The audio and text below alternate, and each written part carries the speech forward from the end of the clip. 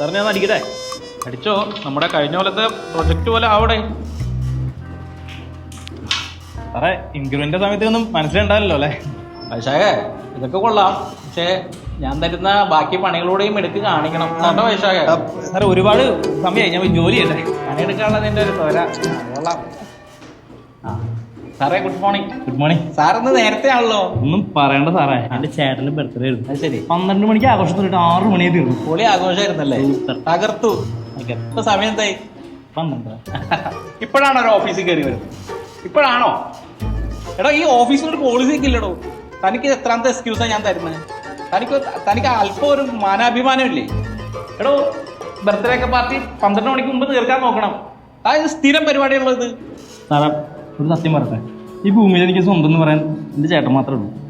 ആ ചേട്ടനാ എൻ്റെ സന്തോഷത്തിലും സങ്കടത്തിലും ഒക്കെ കൂടെ നിൽക്കുന്നതാണ്. ഞാനൊന്ന് വിഷമിച്ചിരുന്നാലേ പാട്ട് പാടിയിട്ടും കളിച്ചിരി പറഞ്ഞിട്ടും കൂടെ ഇരുന്നിട്ടുണ്ടാവും. അങ്ങനെ ആളുടെ ബർത്ത്ഡേ ആഘോഷിച്ചില്ലെങ്കിൽ പിന്നെ ഞാനൊക്കെ എന്തിനാ സാറേ? രാകേഷ് നീ ഇമോഷണൽ ആവല്ലേ? അതൊന്നും പറയണ്ട. ഇമോഷണൽ ആവാൻ വേണ്ടി പറഞ്ഞല്ല, ഞാൻ ഈ ഓഫീസിന്റെ കുറച്ച് പോളിസി കാര്യങ്ങൾ പറഞ്ഞതാണ്.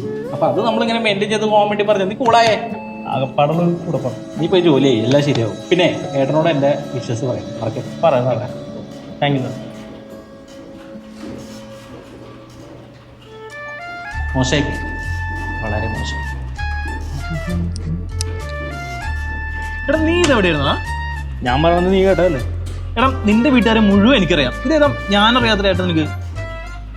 ചേട്ടൻ തന്നെ, നിന്റെയും എന്റെയും മലയാളികളുടെ മൊത്തം. അതേ ചേട്ടൻ.